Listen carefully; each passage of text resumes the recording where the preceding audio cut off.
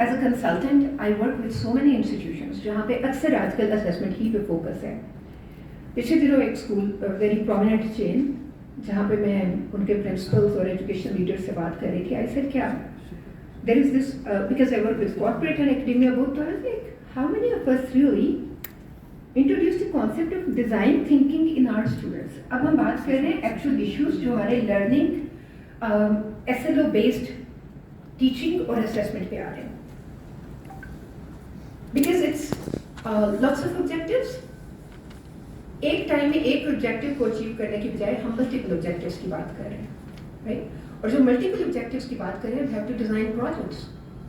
और प्रोजेक्ट्स जब हम डिजाइन करते हैं तो not that maths project is only for math, we always go multidisciplinary projects जिसमें for example I will take some example from Islamiyat, क्योंकि यूजुअली हम इस्लामियात उर्दू कुछ वैसे साइड पे कर देते हैं, इस्लामियात की बात करते हैं कि ओके हमने ज़कात की बात की। अब ज़कात को हम मैथ के साथ क्यों नहीं लिंक कर सकते, हम उसको एथिक्स के साथ क्यों नहीं लिंक कर सकते? So you know we have to go multidisciplinary,